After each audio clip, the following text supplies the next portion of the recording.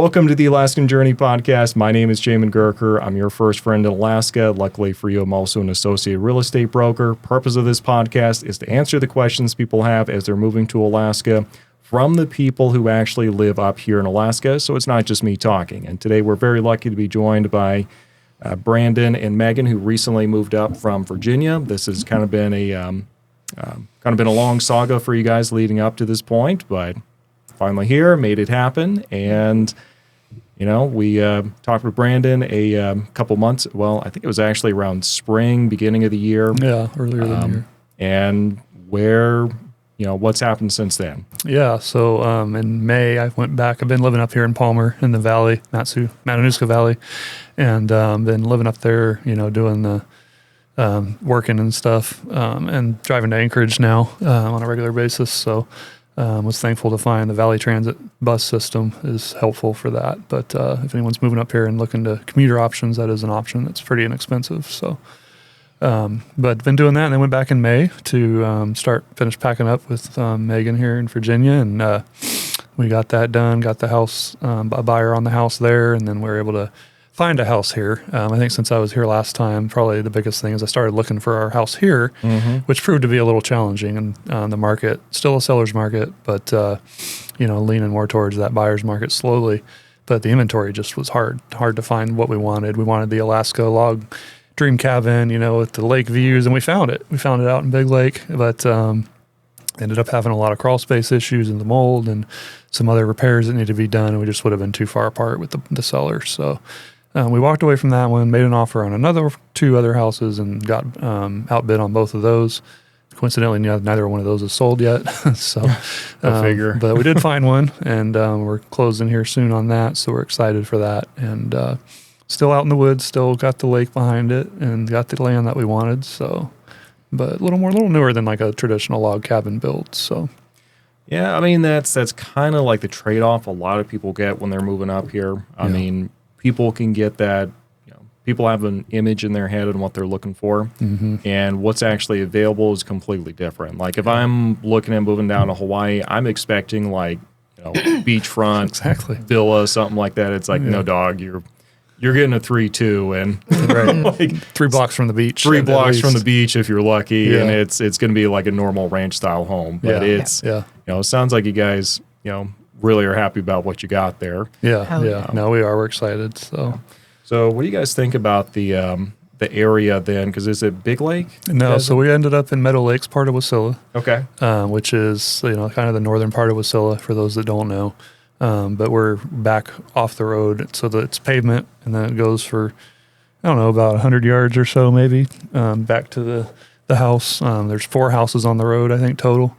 You go back and the neighbor has a big no shooting sign. So of course. So there's Meadow Lakes. Yeah. There's no HOA, but it's like the nice part of Meadow Lakes, I think, I hope, according to the crime maps. So definitely do your research on the crime maps. Don't rely on your realtor to do that for you. I've learned that from watching the podcast and stuff. So the other videos, that's definitely do your research. Yeah. But it's not off grid, but it's, we got enough land to where we'll need to do some off-gridish things. Yeah, and just circling back real quick to the crime maps and all that, I'm going to add something else to that too.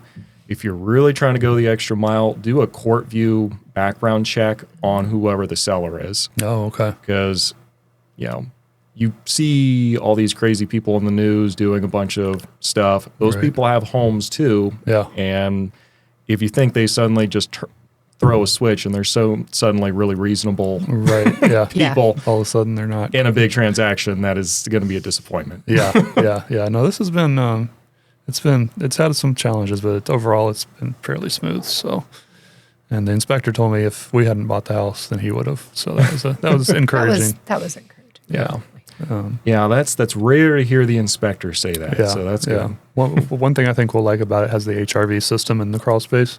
So it circulates air, kind of like a fresh air fan through the house, but it's helps with the crawl space, keeping that taken care of as I understand it. So had to research that a little bit as well, but I think that'll be a good addition for us. Yeah. So outstanding. Now, what was the process like for you guys kind of detaching from Virginia and then coming up here? Like, sounds like you guys had, quite a process of kind of downsizing and moving up here.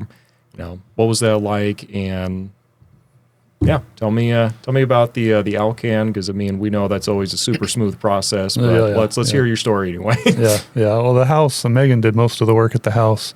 I think in Virginia, she had all the hard work to do there while I was up here, quote unquote, living the Alaska dream. Although I was working 2 jobs most of that time. But yeah, she was probably doing 3 or 4 jobs most of that time with the house down there, just little repairs. We had some stuff come up, with the buyers that they wanted fixed, of course, from inspections and things we didn't quite expect. But I don't know. You were there. What was? Yeah, so we are a multi-generational household. So we are going from, my parents had about a 900 square foot apartment that we had created in our basement, and then we had about 2,200 square feet upstairs. So we had to kind of adjust our expectations for what we were going to get up here. Mm-hmm.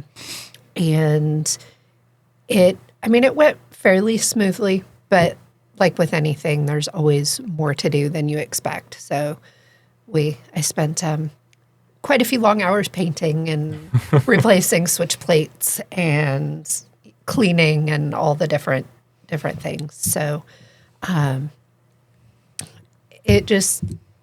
it went fairly smoothly. It was the once we left that we kind of had some hiccups come up, replacing branches to a septic system and the distribution box, I think it was. Yeah, things you can't see. It's working fine, but apparently it's failing. So yeah.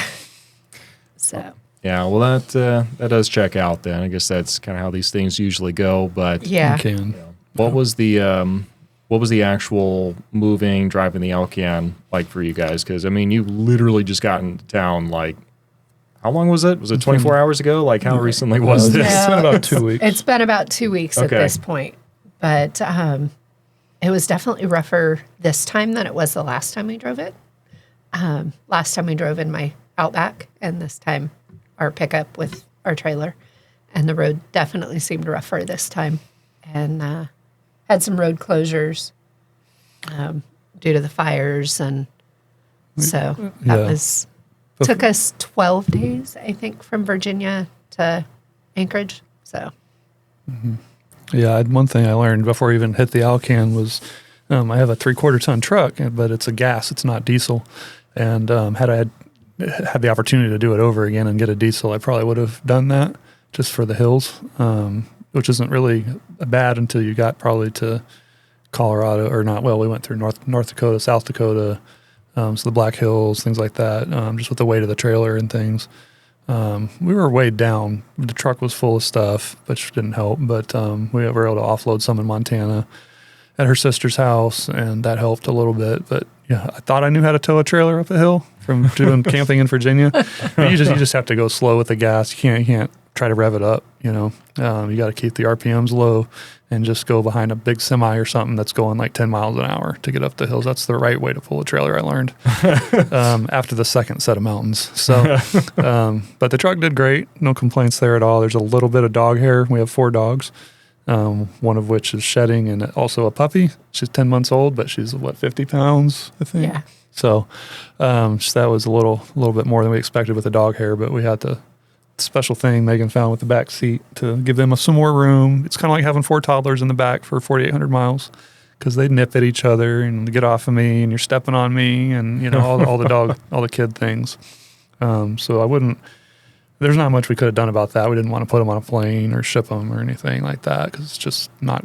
We don't believe it's good for the dogs. Their stress levels were already higher, from being in a new place and every night for 12 days. Right. So all the smells and things. But to get to the Alcan, we did KOAs. One thing I didn't realize when I was planning the route for the KOAs was that it was going to take us a different way than what we did before when we driven it. So it took us, the KOAs we selected, it took us up through like Chicago and stuff. So pulling a 33-foot trailer fully loaded on the highway in Chicago, it gets a little tight in traffic and stuff. But we didn't have any issues there. All the KOAs were great. Not a sponsor, yet. Palmer KOA wants to sponsor this podcast. It might be a cool thing to get some people in the KOA. But They had the dog parks too. Yeah, they do have dog The parks. dog parks The dog were parks helpful. made it. That's another reason we picked the KOAs is because we knew the dogs would need room to run, and it was nice to have the dog parks all the way up through Jasper, British Columbia. Did you guys have any issues with scheduling KOAs, or were they more like how far out did you have to schedule to Yeah, get there? So we actually had to change quite a few reservations on the way while we were on the road, and there was no issue rescheduling most of them. There was one that was like, we don't normally do this. I won't say which one in Wisconsin it was, but it was, I don't remember which one it was, but it was definitely Wisconsin. But they kind of pushed back a little bit. But, we showed up late almost every night, and they had the site stuff out for us. And we wanted the full hookups too, so we could dump our trailer at each one, which was another reason we went with the KOAs. It was just easier. The app is easy to use, and it's pretty user friendly. So changing, not necessarily an issue, but it left me wondering every time we had to make a change, like, are we going to have somewhere to stay tonight? Yeah. So I think we did have a couple delays. And so Good. I think that I think there was one that we didn't end up making it to the KOA. And so I think we ended up eating one night of travel. But yeah. other than that, it wasn't bad. Yeah. So Yeah, their cancellation policies are kind of rigid in my mind, but I understand summertime, people are traveling and you want to make your money kind of thing. They're all franchises, so they're all privately owned, and whatnot. So, but Yeah, I mean, I certainly do understand that. Yeah. And, I didn't realize they had it so dialed in. It's like it's been like decades since I've done anything with a KOA. So yeah. sounds like they actually have like reservations and apps and all that good stuff. Oh, yeah. now. Yeah, for sure. What was it like getting through the border for y'all? Because, I mean, prior military, I don't think it would be a huge issue, but what was it like for y'all? it was actually really easy. I was really kind of surprised given, I guess, just the transition politically. We were a little concerned that there could be some pushback. But it actually went really simply. We just had our passports and our rabies for the 4 dogs. And the only thing we ran into is we've already transitioned our registrations to Alaska, and so we only had the back plate on the truck. And then, so they wanted to know what our plate number was, and the registration was not easily as easily accessible as it should have been. So we had to get out and take a picture of the license plate, show the border agent. That was the U.S. border agent. He was like, we were trying to, I was digging, it was my fault. I was digging through the glove box looking for the registration. I thought I knew where it was, and it wasn't where it was. And then there's Virginia registration that's old and expired. Then there's the Alaska one was in there, but I couldn't. So he just got out of the booth, and so he was a little annoyed. We didn't get our dog biscuits this time coming back into the States. So they did. I feel like the Border Patrol at least owes us that. But hopefully they don't watch this. But they don't owe us anything. They're great. They were very professional. No, they were really good. And the Canadian border crossing, the officer was very, very kind, and no issues. We didn't have to go inside this time. I do know when we pulled across the U.S. border to come back into Alaska, they were searching another couple's trailer and everything. So it can happen, but Really going from Canada into the U.S. I don't know if they were Canadian or U.S. citizens. I didn't look at their plates, but they had somebody over on the side. So, but both of the crossings we did it in October of 2024 and last year, and then we did it this year, and we didn't have any major issues. We've seen people getting turned away, and when we were there last year, there was a young girl that apparently didn't have any reservations or a plan or anything, and she was pretty upset. But so that can happen. Just free spirit thinking you can just make it up Maybe. on the fly. I don't It's know. like, Hard that's to not say. how it works. She got there somehow. She didn't walk there, so I don't know how she got there. So somebody was like, "Hey, you should go to Canada, I guess." And yeah, apparently she didn't have the preparations needed. So I'm not sure what happened there, but if you're prepared and you have your rabies vaccines and your registration this year, I don't remember showing our registration last year. We might have, but both sides definitely wanted the car registration and the trailer registration this time. So, Yeah. And I think just having our reservations and having a plan to tell them, like, we're planning to stay in Canada for like 5 days, and just having the plan, and they were good with it. I mean, I think the longest part of the wait at the border was waiting for the couple of cars ahead of us, and we were through in like 2 minutes. Yeah. Both borders. So We had nothing to declare, which helps. No ammunition, no weapons, no hunting rifles or anything like that. So And is that because you don't own any, or you didn't have any with you? I take the fifth. Okay, that is the correct answer. We did okay. not have any with us. So, but that's the Alaska answer. I'll say that. So, but yeah, we didn't have any with us at all. Last year we had a magazine. No, we had ammo last year, and they questioned. They really tried to trip us up last year, or trip her up because it was hers. that was interesting. Yeah, it's like, what do you guys stand to gain? Stand to gain. Like, yeah. I think it's just a deterrent more than anything. They don't want the wrong people coming through, which I get. So, but I think that my innocence to the whole process helped, but he asked me like 5 different ways about my ammo and where's the gun? what goes with this and where is it? And it was interesting. But Yeah. So it was interesting. But then we got through the border, and then we stayed at the KOA in Jasper, which is recommended. Again, not a sponsor of this podcast, but if they're interested, feel free to chime in. We got all of our pull-through spots. Dog parks were good. All the facilities were pretty good. The Jasper KOA did have one shower room for men and women, which I wasn't crazy about. So we didn't, usually it's separate. But that was the only real beautiful area. Lots of good weather the whole way. We didn't have any storms or anything. Saw a lot of wildlife, more wildlife this year driving in the spring, certainly than we did in the fall last year. So, Yeah. we did find something important was to watch the Drive BC website because we had so many of the wildfires going on as we were coming up. We actually got stuck. Our slide on our trailer got stuck out in Pink Mountain. And so we had to have someone come in from, was it Watson Lake? Or no, Fort St. John. A repairman came out to fix it. So we were stuck for an extra day. And thankfully he came out and fixed it, and we left when we did because the road closed about 12 hours after we went through. So just with the wildfires, that watching the Drive BC website really was helpful, but we did almost get stuck. There were new fires breaking out, and the road closed in a couple areas that we weren't expecting. How many fires do they have going on right now? Because I know we've got one that I know of, like around Healy, and I mean that's kind of on the same latitude. Like, is it a lot more fires in Canada right now? there was. Yeah, there were quite a few. There was one actually, I think we were about an hour and a half outside of Pink Mountain, and we looked over and saw flames in the distance, and that was a brand new fire. It had just started.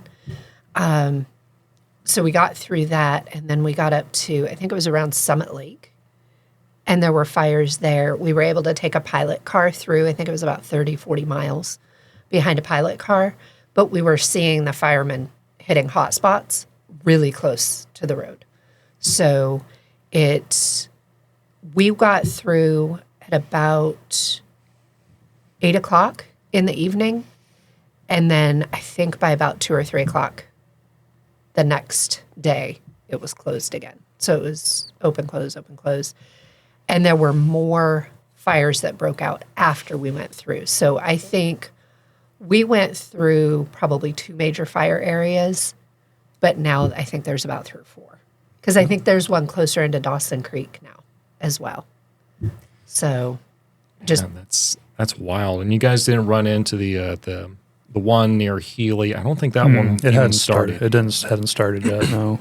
Yeah, I know up near Fairbanks they have quite a lot going on up there, Healy area, like I said. I talked to one guy. I think it was in Dawson Creek. We stopped for gas, and so I'm getting like 6 miles per gallon in the truck. I mean, really good gas mileage. Yeah. And which I expected, but it really wasn't bad considering we were pulling the trailer with all the weight and stuff and water in the trailer. But we got there, and he said, "Yeah, we went from Jasper because when you're in Jasper, you kind of at a turnaround. Either you can go south 4 more hours and go back Cassier Highway, and go up the more western side, which is more remote. It's supposed to be prettier, but it's a lot more remote, less gas stations, things like that. This time of year, it might not be bad, in the spring, but I wouldn't want to go that way in the winter just because I think more stuff's going to be closed. I'm not sure. But we came up the main route, the Alcan route, and he said that they went back the other way. He said, because he was concerned about the fires. And so we decided to take that chance out of Jasper, and are we going to get through or not? And then we actually met a woman since we've been here. And she was like literally right behind us, like a day behind us, and she got delayed a day with the fires the same way that we went. So we snuck through, but the other guy said he went like 1,000 miles out of the way because he could have made it through when we made it through. But you have to kind of weigh that option when there's fires going on. Like, okay, or you just want to start over and go back to Bellingham and Washington and take the ferry. I don't know. Yeah. That's even more out of the way, more expensive for sure. But yeah, so we met some people along the way that were dealing with similar things.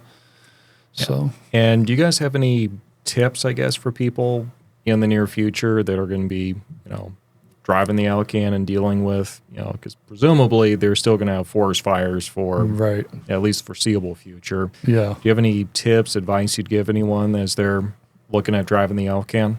Yeah, definitely pay attention, like Megan said, to Drive BC, the app. I think it's drivebc.com or .org or whatever. Make sure you have your reservations. Make sure you have your rabies vaccines. I know I see that question a lot online. What paperwork do I need? Definitely rabies vaccines for Canada. They've never checked. We had the dog last year too. They didn't check for a health certificate, but I know seems to be a lot of people. We had our health certificates as well for the animals. But historically those have to be within a certain amount of days, and they're just not. They don't seem to be checking that right now. But you definitely want to try to call if you can and just see what it is. Maybe verify what they need you to have if you have animals. I think it's easier to get through if you don't have anything to declare, obviously. But you have to weigh those options. And there's the Facebook group too, the Driving the Alcan, and we were on that too. So we were seeing some of the other people dealing with what they were dealing with real time, and trying to make the same decision we were making. So it kind of gave us some, we didn't think about this way as far as deciding between Cassier or 97. So we were able to kind of look at that. And so we had gotten a mobile Starlink before we left, which helped in certain areas. Right. So we were able to kind of keep up with that to know what was going on the highway itself. So yeah, and definitely do your research if you do the mobile Starlink, because if you don't do your research and don't know how to set it up, it can be very frustrating trying to get a signal. You have to have pretty much wide open area. And when you're on the Alcan, especially if you're boondocking somewhere and you want to throw your Starlink, there's mountains on both sides of the highway most of the way. Oh, lovely. It's beautiful. It literally is probably the most scenic in North America that you'll ever see. But, after about 6 days, like, yep, that's a mountain next, and it's certainly, the gas was about, I think we were paying maybe $5 a gallon American. It was like, I forget how much per liter it was, 189.9 per liter maybe. And there's one place, like the first stop is full service. You don't see that as much in the lower 48. I don't know if Oregon still does full service required at gas stations, but there's a few places in Canada where it's a full service only. And then they want to be tipped and all that. So in addition to the gas costs that you have, be prepared for those extra expenses. So yeah, that's interesting. I hadn't realized that Canada was still kind of doing the full service thing. I know like parts of Oregon, like they still do that. I didn't realize like Canada. Okay, well that makes sense. They're Canadian. Yeah. So some places, it's not everywhere, but especially some of the more rural little lodges where they got like the big steel drum in the parking lot as the gas pump kind of thing. Yeah, and those it's just like, is this an actual thing, or are you just roughing me up for some more money here, working me over a little bit, like putting water in my tank or gas? What are we doing right now? But you can get diesel at all the stops too. Everybody's got diesel and gas.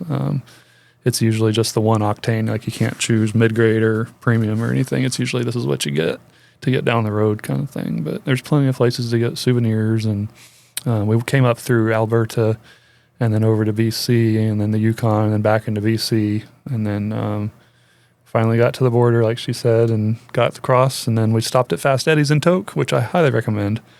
It was like a breath of fresh air after all that. So, yeah, absolutely. So guys are here now, and you're kind of settling in, getting ready to move into the property. I think in about a week or so at this point, maybe a little more.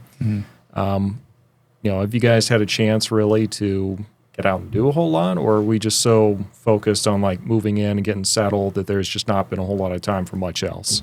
We've done a little bit. We've been up to. We went to Lake Eklutna the other day. That was beautiful. It was, yeah. I looked down and there was a bear print by my foot. No. Our first bear print. Yeah. First, I wouldn't have expected to just look down and there it was. But so that was kind of fun, but just beautiful. And we went to Hatcher's Pass the other day. And I told Brandon as we were standing there looking around, I'm like, so the question for everybody when we tell them we're moving to Alaska, they're like, why Alaska? Because I think people just think it's cold and dark 24/7, 365. And I'm looking around, I'm like, why not Alaska? Just looking around at the beauty. It's like otherworldly. It's like no other. I mean, we've lived in Germany, we've lived in Texas, we've lived in Virginia and North Carolina, and there is just nothing that compares to the beauty of Alaska. And so we have gotten out and about to do a little bit, not a whole lot, because Brandon's working and I'm taking care of 4 dogs in a trailer. Yeah. No, that's the goal has been keep the dogs from tearing up the trailer. Yeah. the main goal, and the dog. We may or may not have teeth marks out of our table in our trailer. So it's a big move for everybody. Yeah. No, I mean, I get it. I will say, downtown Anchorage where I work is they're trying to clean it up, and it's not as bad as you might hear sometimes. There's plenty to do. The museum is doing a lot right now. They were doing lunch on the lawn yesterday when I was waiting for the bus, and so there's a lot going on in Anchorage too. If that's your jam, it's not our jam, but it's okay for working. I feel safe walking around downtown and everything. So I think there's a lot they're trying to do down there. So there's a mall still, which I was surprised that the mall's still got. It's a pretty nice mall in downtown Anchorage. I didn't realize how nice it was.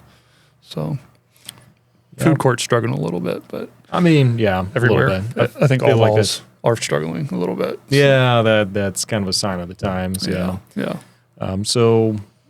So for you guys moved up here, you kind of came up like right during that summer solstice time. Mm-hmm. Like Brendan, you've been up here for a little bit. Yeah. Megan, how are you handling all the 24-hour sunlight? That has been harder than the darkness in the wintertime. So I was almost out of desperation. I'm like, I need some foam core board and some 3M sticky things to put up in the windows. And then melatonin has been my best friend, trying to get my body to go to sleep when it's supposed to. I've found that if I long about 8:30, 9 o'clock, I'll like close all the curtains and try and get it as dark as I can in the trailer. And we have a couple little lamps in our trailer, so to kind of simulate that evening time frame. Mm-hmm. Mm-hmm. And then take some melatonin. And I'm still waking up long about 3, 4 o'clock in the morning. Yes, that is exactly what I've had for the past couple of weeks too. Like you just wake up wired at like 2, 3 o'clock in the morning, can't get sleep for a couple hours. And so, I mean, usually I'll still get 7 to 8 hours, but they're in like 2 shifts, really. Yeah. Well, and we have the trailer with the dogs. It's like having little kids. Like they see it's light out, so they want to be asleep. They want to go outside and play. And we're in a campground, and so there's the Glen Highway right behind us. With people, apparently people they say Alaskans don't sleep in the summer. I really don't think they do, because there's people like driving by with like their mufflers and loud exhaust and big trucks going by and stuff. And those trucks are vital for the infrastructure here. I get that.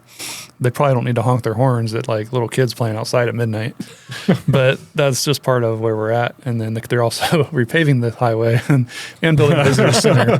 This new visitor center is going to be great, but it's going up right across the highway from us. So we've got some sort of loud machinery at like 6 a.m., 7 a.m. By almost every morning, on the weekends. So yeah. That unfortunately is just part of living up here, where it's like, okay, construction season is it's construction season. When else are they going to do it? Yeah, and I'm glad they're doing it because we do need it. Had I thought about that, I might have picked a different campground. But for a different number of reasons, it's a nice campground for what it is. It's not bad. So they've been really nice. Yeah. Well, yeah. Let me share with you guys my most curmudgeon-y moment I think I've had to date. And I just mentioned that because you mentioned about people being loud, late at night, even though it's light outside. Yeah. Where I live, there's been some people who've just kind of been blasting up and down the streets on their dirt bikes at 10, 11 o'clock at night. And you feel so lame calling the cops and be like, hey, totally not an emergency, but I can't sleep. and they're like, yeah, we've had multiple people complaining. We just can't get there in time, and they're off on their dirt bikes and you can't find them afterwards. Mm-hmm. Yeah. And one night I'm like, you know what? I'm going to take matters into my own hands indirectly, not, Right. So I get my little drone, put it up in the air, and I'm like, okay, where are you? I'm just waiting for him. And I hear it from a distance. It's like, okay, now I got you. So I'm swooping in, find him. I'm so high up, does not see it at all. So I follow this person all the way back to their home. And it's like, I got you now. I'm taking pictures, go down a little closer. And it's like, oh, it's a kid. It's like, yeah. I feel I feel creepy right now. I might delete this footage. Question of the parenting. Where are the parents at? That's what I say. No matter what part of the U.S. you're in, where are the parents at? What's happening right now? Your kid's walking down the street or something at midnight, regardless of where it is. Yeah, it's light out, but should your kid really be out at midnight? Probably not. Yeah, it's on a dirt bike. I mean, I get it. We've all done it, but we all got caught and figured out not to do that later. So you need to put the change up the street light rule or something. I don't know. Street lights come on regardless of the time or what the sun's doing. You just got to go to bed. So yeah, I mean, that's a very Alaska thing though, right? To your point. I mean, no matter Eagle River, the valley, there's people on dirt bikes and side-by-sides and quads on the side of the road. They're driving through the commuter parking lot when I'm getting off the bus in the afternoon, like kids usually. That's just a normal thing here. I was coming to my apartment that I used to have in Palmer. I'm coming off Parks Highway, and there's a kid. They're jumping over the exit ramp. There's a hill, and they're doing motocross across the ramp. I was just Evel Knievel stuff. Yeah, they're braver than me, but because that's a busy highway exit and not what I would choose. But there's a place to do it. Why wouldn't you? So I mean, I get it. You know what? Let's go do that right now. Let's go. Enough podcasting. Let's go ride. Yeah, I guess that's why it's probably good we're not getting all the Alaska toys right away. So we're going to try to moderate ourselves a little bit and just get what we need for now and work our way into we'll start with fishing poles and go from there. So maybe a canoe, but that's going to be about it for a while. So that's perfectly fair. I'm a little old for dirt bikes, I think. So yeah. So for y'all looking to the rest of the summer, I mean, move in, that usually takes a couple weeks or so. And I mean, realistically, it takes about a year to get fully settled and everything, but mostly moved in. And do you guys have any big plans on how you want to use the rest of the summer? Any bucket list item, places you want to go, things you want to do? Yeah. So our daughter is coming up and joining us for the summer. And so she'll be up first week of July. And so I'd like to drive into Valdez. The drive into Valdez is just absolutely beautiful. Keystone Canyon and and I'd like to go back into Valdez and spend a little bit more time. We were there for about 24 hours when we came up 2 years ago now.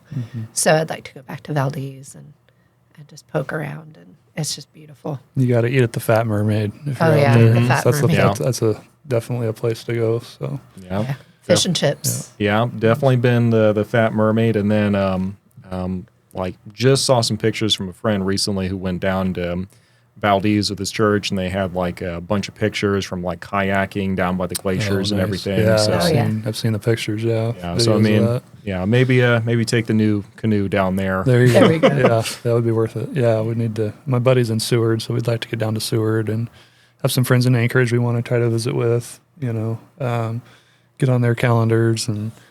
And the church that we found here, they're doing. I'm really excited for it. They're doing the church camp out at Klutna. And I'm excited about that because we've not had a church do a church camp out, and I've missed that type of interaction. So I'm looking forward to that. We're not competing with the crowds from Northern Virginia for campsites here Yes. as much. We're just tourists, but Yeah. you know, there was still, we drove through the campground there the other day. There's still some open spots, so it doesn't fill up as much as you might think it does. Yeah. Now the day parking, Yeah, like, that fills up. Like, were you? we were there in the evening, I think. Yeah, because I think we had a meetup at Ekludna like a couple months ago. Oh yeah, I had like 10, 15 people who couldn't actually like hike with us because they could not find any parking no. spaces. Oh, wow. Yeah, like Yeah. literally everything was taken. wow, Like, yeah, I believe it. I found something just because I showed up like an hour early, and I saw like a little spot, parallel parking on the side of the road. Technically wasn't a parking spot, Yeah. and just immediately took it. And I was Yeah. like, dude, I have.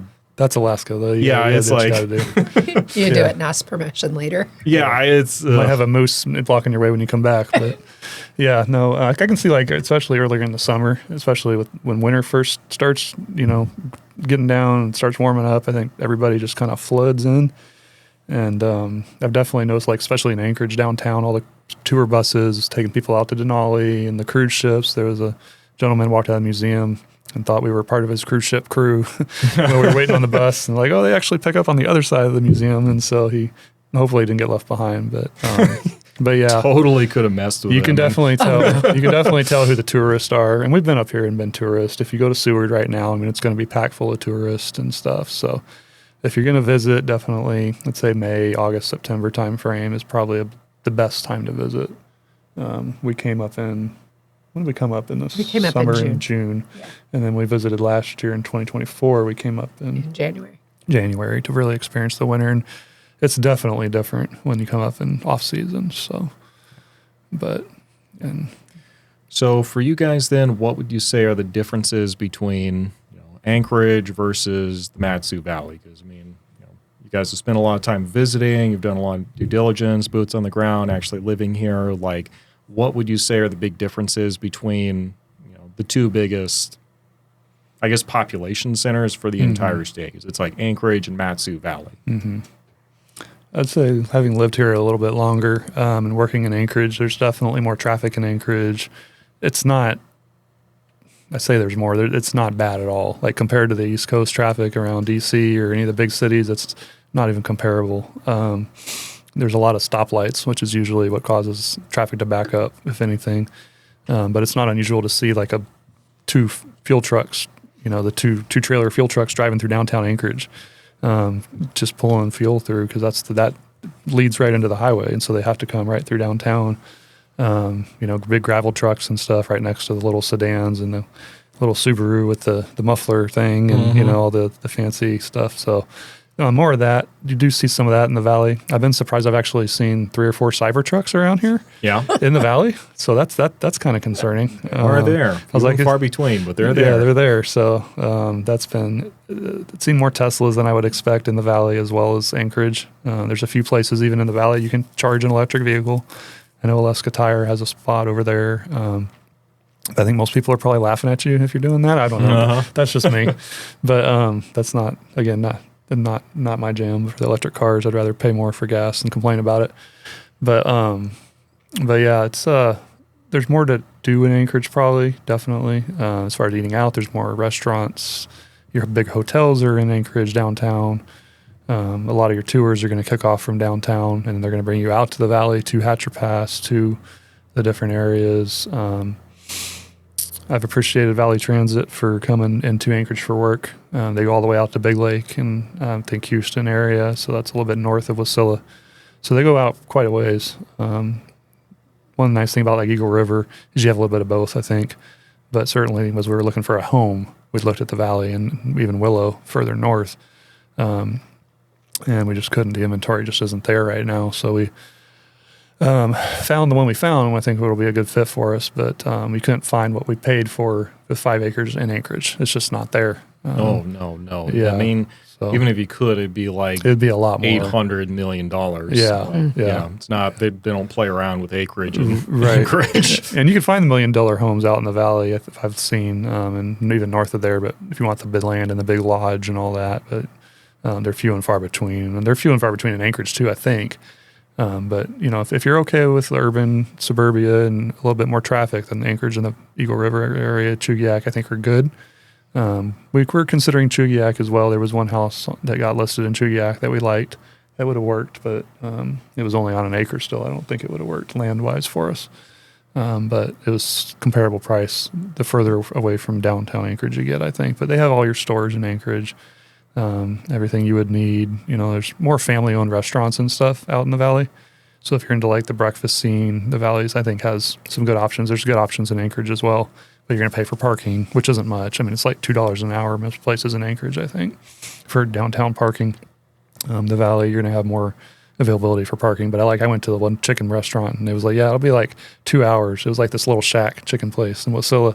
And he's like, yeah, it'll be like 2 hours for like a fried chicken sandwich. I was like, that's insane. This is some good. This must be chicken worth waiting for. And like there was people in the parking lot waiting for curbside, I guess, pickup kind of thing. But I was like, I don't need it that bad, but I found a good burger joint. They only take cash, and they have an ATM in the store, so they don't want to deal with the card fees and stuff, which I get. But there's more local types of things in the valley like that you're going to find in Anchorage. You could probably use a card everywhere, I would guess. Right. So, but yeah. I've been more in the valley than I have been in Anchorage. So I'm just enjoying the people in the valley. So having a 10-month-old lab, I've spent a bit of time at Lucille Park and dog park people, and that's been fun. Just people are much more personable here than I think they are like in Virginia, Northern Virginia. Much more personal, willing to talk with you and just enjoy you as a person. So, yeah, I mean, the thing is, especially when you just move up here, it's a very transitory state. And so when you start talking with just about anybody, the memory of them and their move is still pretty fresh for a lot of people. So there's usually a pretty good, easy conversation starter with most people. And I found they're willing to help, and those who aren't are probably just, ill-adjusted people out in the middle of nowhere anyway. Yeah, you can definitely tell in the valley people that want to be left alone, because they'll usually have the no trespassing, like 15 different no trespassing signs, and a fence that's made out of trailers or Connexes or something. And they've got a bunch of cars and equipment in the back. One of the houses we looked at, there was a bunch of equipment and stuff that would have to be gone through and gotten rid of, and currently still on the market, I believe, even though we got outbid and it didn't work out. So, but that was a nice property because it backed up to state forest land and stuff. But there was a lot that would have needed to be done. So, just depends what you're looking for. The valley's a good option. I think Anchorage is a good option. My friend has a house in Anchorage as well, and everything's close by. So that you could possibly need. We were looking for more quiet, though. Yeah, we wanted more quiet seclusion away from the public. So, yeah. We've seen moves by the property we're getting and stuff. So I've seen heard of most in downtown Anchorage too. So who knows? But yeah. So for you guys then, what would you say are kind of the big pros and the big cons of living in Alaska, being in Alaska so far? I would say it's ended up being, coming from Northern Virginia, we've seen a lot of the inflation with prices at the grocery store and stuff like that. And it's more here now than I had expected. I mean, you hear about groceries and things like that being more expensive in Alaska. So I was expecting that, but was even more so more recently than it was the last time we were here. So there was more inflation here than we saw there. There's still some things that are less expensive here too, though, like spending $12 for a dozen eggs. You can get good quality eggs for $5 a dozen here. Right. So some differences there, but I think overall it's been pretty on par with what we've been used to as far as expenses wise. It's been really good to be here. I've really enjoyed it so far. Yeah, and part of our challenges are the trailer, as it slowly seems to fall apart around us. The refrigerator also is going out. Yes. So we did have to buy a mini fridge. So we had the redneck mini fridge outside the trailer in the campground. and the dog pen off the trailer. So, but the good news is we'll have a fridge for the garage when we get there. So please tell me you've got the "Don't Tread on Me" flag out there and like the banjo. That's too. That's yeah. and the next. flamingo. That's what you need for the full trifecta. Yeah, that's next. So we've had a couple neighbors I think we might have scared off, but that's okay. Like I say, it's transitory. A lot of people are just stopping for the night anyway. So, but yeah, it's very, very valley centric, I think, in certain parts of the valley. So, but yeah, I think cons for me, just the cost of things, depending on how you shop. You know, when I was up here by myself, I don't cook. And so things cost more because prepared foods are more expensive. If you're going to eat chicken nuggies all day and, soda, yeah, you're going to pay a lot more for that processed stuff. So part of what I like about Alaska, one of the pros would be we knew it was going to give us a little bit of a push, whether it's clearing snow in the winter or dealing with the long days in the summer, which I think is more challenging than the long nights in the winter so far, having been through both now. I think that for us, it's important to kind of have that push to, do what we say we want to do, the more sustainable lifestyle and things like that. We'll be on grid, but we're still going to have a generator backup kind of thing, some of the off-gridish type things. But cons, I mean, it's going to be hard to be far from family, but it's going to make us more intentional to visit, I think, too. So that'll be good. Be able to, get out and do some of the travel that we haven't been able to do, just feeling a little more landlocked, I think. So that'll be good. We'll be driving the Alcan here again in the fall, probably, or late summer. So to get her parents up here and their car, and then we have a trailer in Virginia we still have to get up. So, and is that going to be the final Alcan journey for you? I sure hope so. We've driven in the last, probably just with different things. I don't know. I've lost count how many times we've driven across the U.S. 3 or 4 times in the last 5 years, up and down the Alcan twice. This was in the last 12 months, this was my 3rd cross U.S. Cross trip. country, yeah. Second up the Alcan. Yeah. So in the last year. That starts to get old. Yeah. I told my job that I bit. do not want to travel outside Alaska if I can help it, at least for the rest of this year. So yeah, and there's actually we're still kind of debating as to whether we're going to do the Alcan again this fall or if we're going to try and catch the ferry. kind of depends. Because there's we would have to, I was looking at it the other day, we would have to leave from Bellingham, go up, I think you can get to Haines, and then drive from Haines through Canada. Through Canada. Yeah, but you're still going through Canada. You're right. Yeah, well, and my concern was just the fires, because, Okay, that's fair. Yeah. trying to at least circumvent some of those fires. Mm-hmm. So we're still kind of debating on that whole thing. If we do there, we won't have dogs with us, and we won't have anything else to declare, so that should make it easier. Yeah. So. I mean, eventually they're going to start getting suspicious, though, guys. Yeah. Like, I know. how many of these people have been here recently? Back Yeah. and forth, yeah. We're pretty transparent. If hopefully that'll go us through, but yeah, it's not a trip we want to care to repeat again after this 3rd time. So that's got to be a record or something though, like 3 times up through the Alcan, less than 2 years. So I will say one thing that was, because we kind of made a switch more last minute. We decided that our household goods, the trailer that we have, was so much more heavy than our travel trailer. So we decided to switch. We're going to have, rather than shipping the travel trailer, we're going to ship the cargo trailer. And in that last minute switch, we didn't check our spare oh yeah, on our travel forgot trailer. about that. Yeah. And discovered that the stem was dry rotted when we pulled into Toke and realized we needed to swap. So yeah, we did have a last minute tire. So yeah, that Shout out to the Chevron station. I think it's a Chevron in Toke, Alaska, that got us their last new tire that fit our trailer and replaced the valve stem for us in record time on a Sunday morning. So yeah, it took like an hour. Yeah, the guy was great. So It's like those guys are the real MVPs. yeah, they really yes. are. Yeah. So That's outstanding. Well, guys, thank you very much for coming in and kind of sharing your story and the good, the bad, the ugly, and everything in between about the process of moving up here. So you guys have been patient, and you've been on target for like at least 3 years at this point in the Yeah. process of moving up here. Yep. So Yep. congratulations, and see you guys at some meetups here in the near future. Everyone else, thanks for joining us, and we'll catch you next time.